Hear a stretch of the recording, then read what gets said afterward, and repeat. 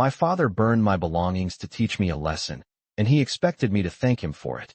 The fire pit in the backyard was still smoking when Ethan Carter stepped onto the porch, the sharp scent of charred fabric lingering in the cool Ohio air. It was just past 6 in the evening, the sun dipping behind the maple trees that lined the narrow suburban street, casting long shadows across the lawn he had mowed every Saturday since high school.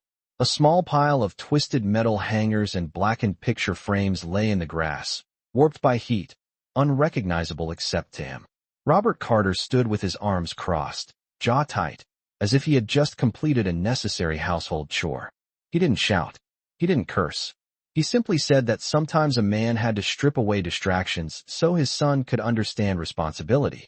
Ethan's college notebooks, the sketchbooks he had filled during late nights after work, the framed certificate from the startup competition he won 3 years ago, all of it had been tossed into that controlled blaze while he was out meeting with a potential investor. Robert called it discipline. Ethan called it something else, but he didn't say it out loud. He stood there, hands in his pockets, watching the last thin ribbon of smoke drift upward, and felt a calm settle over him that surprised even himself. Melissa Carter hovered by the kitchen window, her face pale behind the glass, one hand pressed lightly to her chest as though she were holding back words that would never come. The neighbors had seen the smoke but assumed it was yard debris, just another tidy homeowner clearing clutter before summer. That was how Robert preferred it, everything appearing orderly from the outside. Inside the house, however, the tension was thicker than the humid July air.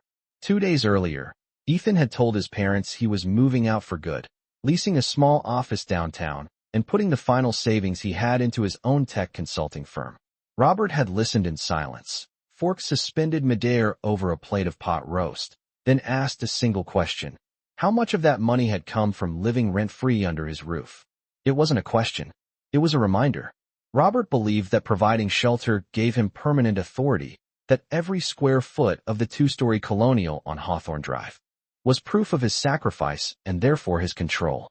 When Ethan came home to find his bedroom stripped bare and his belongings reduced to ash, he understood the message perfectly. This was not about clutter. It was about power.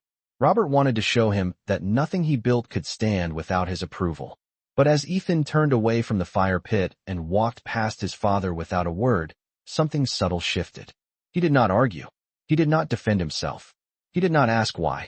Instead, he mentally reviewed the paperwork he had signed the week before, the quiet phone call with the bank's asset manager, the confidential file he had studied late into the night. Robert thought he had just taught his son humility. What he didn't know was that Ethan had already learned a far more valuable lesson about leverage, about timing, and about the difference between ownership and control. And by the time the smoke fully cleared from that backyard, the balance of both was already beginning to change. The house felt unusually quiet that night, as if the walls themselves were waiting to see what Ethan would do next. He packed what little remained in his room into 2 cardboard boxes he found in the garage, folding his clothes with deliberate care, sliding his laptop into a worn leather bag that had somehow escaped the afternoon purge. Melissa stood in the hallway for a moment, then stepped inside without knocking, her voice barely above a whisper as she asked where he planned to go. Ethan told her he had already signed a lease for a small apartment 12 miles away, near downtown Columbus, close to the office space he had secured above a hardware store on Broad Street. He spoke calmly, as if discussing the weather, and that calm unsettled her more than anger would have. Robert stayed downstairs, the television volume turned up louder than usual, a sports commentator filling the living room with forced enthusiasm. The message was clear. The matter was closed. Ethan carried the boxes past his father without slowing down, pausing only long enough to set his house key on the narrow entryway table beside the family photos. Robert glanced at the key but said nothing, his expression fixed, confident that his authority had been reasserted. Outside, the air had cooled to 65 degrees, and the neighborhood's streetlights flickered on one by one as Ethan loaded his car. He did not look back at the backyard. He had already memorized what was lost. The drive to his apartment took 20 minutes, though it felt shorter, his mind moving ahead of him to spreadsheets, emails, and a particular folder saved under a neutral file name. 2 weeks earlier, after noticing overdue notices tucked beneath a stack of unopened mail on the kitchen counter, Ethan had done something he had never done before. He had searched public property records. The house on Hawthorne Drive, valued at $480,000 at its peak, had been refinanced twice in the last 5 years. The most recent mortgage, substantial and quiet, was tied to a business venture Robert had described as stable but promising. Stable had turned into strained. Promising had turned into past due. Ethan had not confronted him. Instead, he contacted the lending institution through a colleague who specialized in distressed assets. The numbers were not abstract to him. They were leverage. By the time he reached his apartment complex, a modest 3-story building with faded brick and a small parking lot that smelled faintly of fresh asphalt, his phone buzzed with a message from the bank representative confirming receipt of his transfer. He read the message once, then again, and placed the phone face down on the passenger seat. Upstairs, in a living room barely furnished with a second-hand sofa and a folding desk, Ethan opened his laptop and reviewed the agreement one more time. Ownership did not require raised voices. Control did not require spectacle. While Robert believed he had reduced his son to nothing more than a lesson learned the hard way, the paperwork told a different story. The house, the same house that had been used as proof of dominance for decades, was no longer secured by the man who claimed it as his throne. And in the silence of that small apartment, Ethan understood that patience, not confrontation, would determine how this story unfolded. 3 days passed before the letter arrived. It came in a standard white envelope with the bank's logo printed in the upper left corner, addressed in formal typeface to Robert Carter at the house on Hawthorne Drive. The mail carrier slid it through the slot at 9:15 in the morning, the same time he always did, and Melissa placed it neatly on the kitchen counter beside the coffee maker. Robert did not open it right away. He believed in dealing with official matters after breakfast, once the newspaper had been read and the weather forecast absorbed. When he finally tore the envelope along its edge, he expected another routine notice, perhaps a reminder of the upcoming payment he had already postponed twice. Instead, he found a formal notification stating that the mortgage had been acquired by a new holder and that all future correspondence would be directed through a different office. His eyes narrowed at the unfamiliar name listed beneath the transfer details. He read it again, slower this time, as if the letters might rearrange themselves into something less unsettling. Ethan Carter. The name sat there in plain ink, not bolded, not emphasized, yet heavier than any line of text he had encountered in years. Melissa watched from across the table, sensing the shift before he said a word. Robert cleared his throat and insisted it must be a clerical error. He folded the letter carefully, too carefully, and set it down beside his coffee cup, though he did not take another sip. Across town, in the modest office above the hardware store, Ethan adjusted the blinds to block the late morning glare and continued reviewing client proposals on his laptop. The space smelled faintly of sawdust drifting up from below, and the hum of traffic along Broad Street blended into a steady background rhythm. He had anticipated the letter's arrival. He had calculated the timeline down to the day. Yet when his phone buzzed with a notification confirming the official recording of the transfer, he did not smile. He simply closed the email and returned to work. By the afternoon, Robert had called the bank twice, each conversation leaving him more composed on the surface and more unsettled underneath. The representative spoke politely, explaining that the outstanding balance had been purchased in full by a private party and that all terms remained unchanged. There was no accusation in the tone, no drama in the explanation. Just facts. Ownership had shifted. That evening, as the sun lowered over the quiet neighborhood, Robert stood in the driveway staring at the brick facade of the house he had once described as unshakable. The lawn was trimmed. The shutters were aligned. From the outside, nothing had changed. But inside, something fundamental had tilted. 12 miles away, Ethan locked his office door at 6:30 and walked toward his car, the pavement still warm beneath his shoes. He paused for a moment, not out of hesitation but out of recognition. Control, he understood now, was rarely loud. It did not require raised voices or public displays. It required timing, patience, and the willingness to let others underestimate you. While Robert replayed the afternoon's phone calls in his mind, searching for reassurance that would not come, Ethan drove home through the fading light, aware that the first real lesson had not been delivered in the backyard. It had arrived quietly, in a sealed envelope, addressed to the man who once believed he owned everything. Robert did not sleep well that night. He lay awake staring at the ceiling fan as it turned in slow, steady circles, replaying the conversation with the bank in his mind. The house had always represented certainty to him, a fixed point in a world he believed he controlled through discipline and order. Now that certainty felt thinner, like a layer of paint beginning to peel at the edges. In the morning, he walked through each room with deliberate steps, as if inspecting property lines that might have shifted overnight. The hardwood floors still creaked near the staircase. The kitchen faucet still dripped twice before sealing shut. Nothing looked different, yet everything felt unfamiliar. Melissa watched him from the dining room table, her hands wrapped around a mug that had long gone cold. She had read the letter too. She had seen the name printed beneath the transfer notice. But she said nothing, because silence had always been the language that kept peace in that house. Across town, Ethan arrived at his office before 8 o'clock, unlocking the door while the street was still quiet. He powered on his computer and reviewed his growing list of clients. Each signed contract another brick in a foundation he was building on his own terms. The sunlight streamed through the blinds in narrow bands, illuminating dust in the air, and for a brief moment he allowed himself to feel the weight of what he had done. He had not taken the house in anger. He had not acted out of spite. He had simply stepped into a gap that his father had left exposed. By late afternoon, Robert had made his decision. He would confront his son, not with shouting, but with questions framed as authority. He drove the 12 miles into the city, parking along Broad Street and climbing the narrow staircase above the hardware store. The steps were worn, the railing cool beneath his hand, and the faint smell of lumber followed him upward. When he reached the office door, he paused only long enough to straighten his collar before knocking twice. Ethan opened the door calmly, as if he had been expecting him.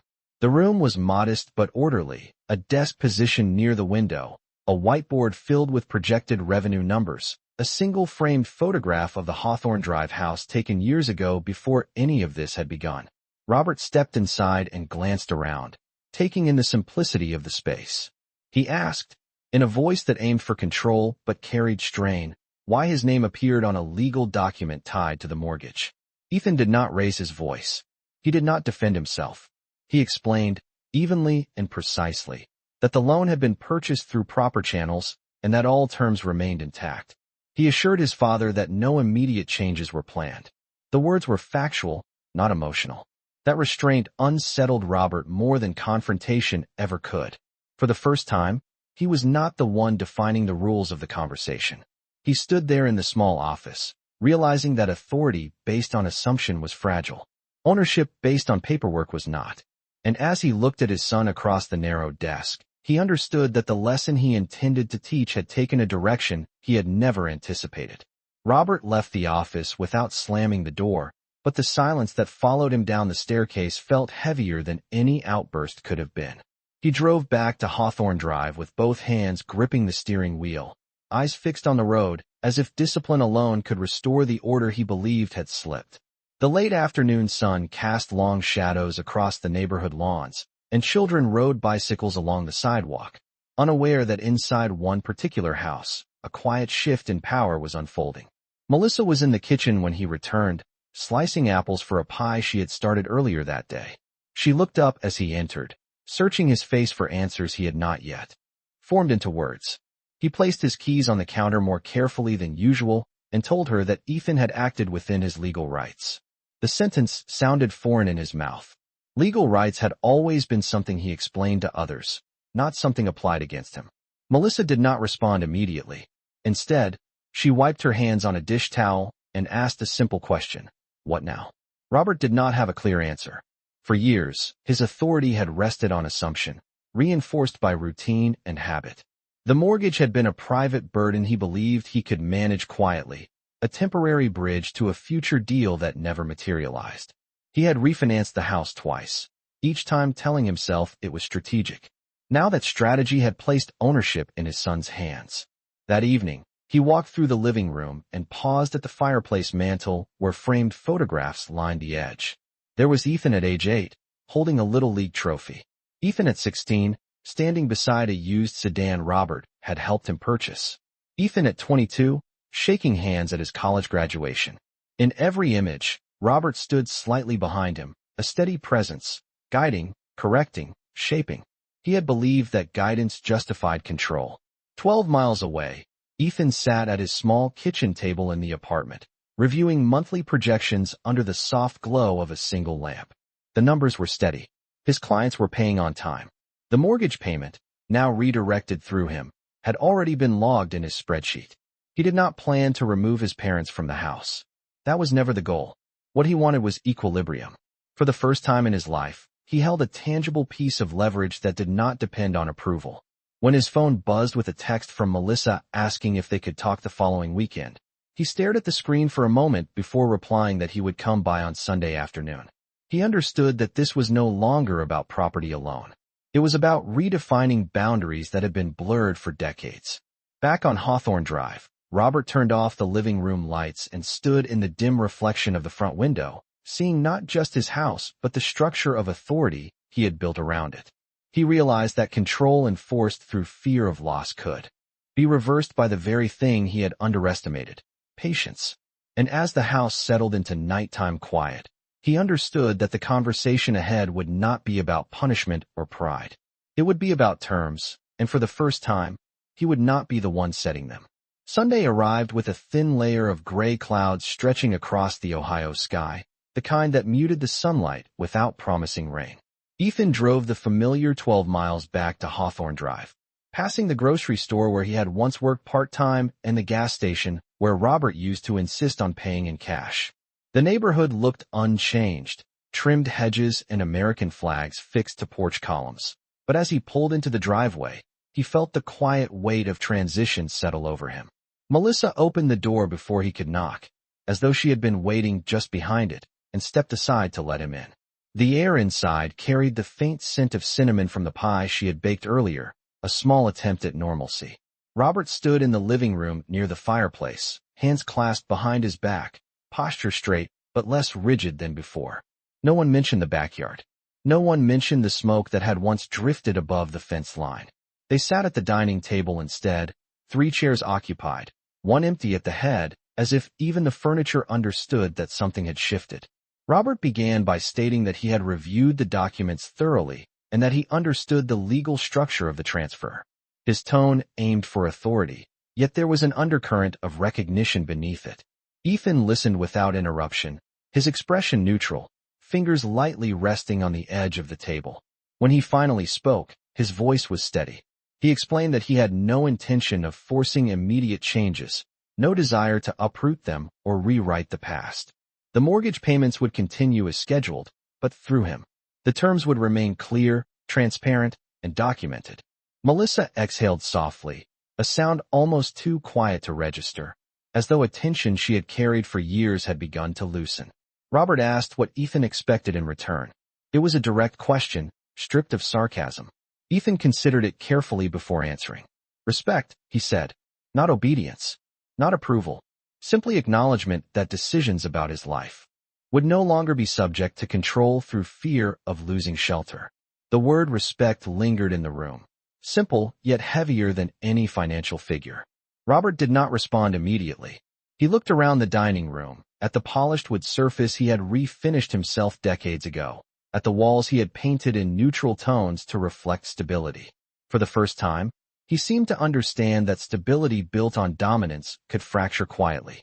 After a long pause, he nodded once, a small motion that carried more weight than raised voices ever had. Outside, a breeze moved through the maple trees, leaves rustling softly against one another. Inside, the conversation shifted from confrontation to logistics, from pride to practical details. The house remained where it had always stood, brick and mortar unchanged. Yet its meaning had transformed. Ownership was now shared with the son who had once been expected to fall in line. As Ethan stood to leave later that afternoon, Melissa hugged him with a steadiness that suggested relief rather than worry. Robert walked him to the door and, for a brief moment, met his eyes without challenge. Control had not disappeared, but it had been redefined. And in that quiet exchange on a gray Sunday in Ohio, a new balance began to take shape, not enforced by fear, but grounded in terms both men finally understood. In the weeks that followed, The rhythm of life on Hawthorne Drive adjusted in ways that were subtle but unmistakable. Robert continued his morning routine, collecting the newspaper from the driveway at 7 o'clock sharp, brewing his coffee exactly the same way, 2 measured scoops for every 12 ounces of water. Yet there was a new awareness behind his movements, as if each step carried an unspoken reminder that permanence was no longer assumed. The mortgage payment, now processed through Ethan, was withdrawn automatically on the 1st of the month. A digital receipt appeared in Ethan's inbox before sunrise, clean and efficient. He reviewed it briefly, then archived it without commentary. He did not call to confirm. He did not send a reminder. The system spoke for itself. At the office above the hardware store, business continued to grow. A regional supplier signed a consulting agreement worth more than any project Ethan had taken on before, and he spent late evenings refining strategy proposals under the steady hum of fluorescent lights. Success no longer felt like rebellion. It felt like structure. One Friday afternoon, Robert received an invitation in his email to access a shared financial dashboard. The message was brief and professional, outlining payment history, remaining balance, and projected payoff timeline. Ethan had included a note explaining that transparency would prevent misunderstanding. Robert hesitated before clicking the link. When the page loaded, displaying charts and figures in clear columns, he felt a mix of resistance and reluctant respect. The numbers were precise. There was no ambiguity, no room for assumption. Melissa noticed the shift before Robert acknowledged it. He began asking questions that were practical rather than defensive. How long until the principal reduced by half? What would early payoff require? The tone was different. It was no longer about asserting dominance. It was about understanding terms. One evening, as the sun set in streaks of orange across the Ohio sky, Robert stood in the backyard where the fire pit had long since cooled and been cleared of ash. The grass had grown back in patches, green and even. He looked at the fence line and realized that the act he once believed demonstrated strength had only revealed insecurity. Inside, Melissa folded laundry in the living room, the steady hum of the dryer filling the space. She sensed that something in her husband had softened, not dramatically, but enough to matter. 12 miles away, Ethan locked his office and stepped into the warm night air, feeling neither triumphant nor vindictive. He understood that ownership carried responsibility beyond leverage. It required steadiness. As he drove home, he reflected on the balance now forming between them. The house remained his father's residence, but it was no longer his father's instrument. Control had been replaced by accountability. And in that quiet transformation, without spectacle or raised voices, a new foundation had been set. One built not on fear of loss, but on clearly defined boundaries that neither man could ignore. Autumn settled over Columbus with a quiet certainty, the maple trees along Hawthorne Drive turning shades of amber and deep red as the air cooled to 50 degrees in the evenings. The shift in season mirrored the shift inside the Carter household. The shared financial dashboard continued to update each month, a steady reminder that structure now defined the relationship between father and son. Robert began reviewing the figures without prompting, studying. The declining principal balance the way he once studied game statistics on Sunday afternoons. He did not admit it openly, but the clarity gave him a sense of stability that pride alone had failed to provide. One Saturday, he called Ethan instead of waiting for a formal meeting. The invitation was simple: dinner at the house, no agenda. Ethan arrived just before 6, parking in the same driveway he had once left with 2 cardboard boxes and quiet resolve. Melissa greeted him warmly, and the scent of roast chicken filled the kitchen, familiar and steady. They sat at the dining table where previous conversations had carried tension, yet this time the atmosphere felt measured rather than strained. Robert spoke first, not about contracts or leverage, but about the business he had tried to expand and the miscalculations he had made. He described the optimism that led to refinancing, the assumption that growth would outpace risk. His voice did not carry defensiveness, only reflection. Ethan listened carefully, recognizing that this was the closest his father had come to acknowledging vulnerability. The discussion moved to practical matters: long-term plans for the house, projected equity, and the possibility of renovating the aging roof before winter. The numbers were precise, framed not as threats, but as shared responsibilities. Outside, a light breeze stirred fallen leaves across the driveway, the sound soft against the pavement. After dinner, Robert walked Ethan to the backyard. The fire pit remained, now clean and unused, surrounded by patio stones that looked ordinary again. Robert paused near the fence line and admitted that he had believed strength meant removing distractions, forcing compliance through dramatic gestures. He said he had confused authority with ownership. Ethan did not respond with accusation. He simply stated that ownership carried accountability and that respect could not be forced by removing someone's independence.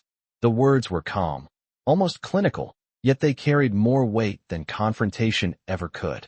Melissa watched from the kitchen window, sensing the quiet reconciliation forming not through apology alone, but through recognition. As the evening darkened and the porch light flickered on, Robert extended his hand. It was not a symbolic surrender, nor a theatrical gesture. It was an acknowledgement that balance had shifted and would remain that way. Ethan shook his hand firmly, neither triumphant nor resentful. The house stood solid beneath the autumn sky, unchanged in structure, yet transformed in meaning.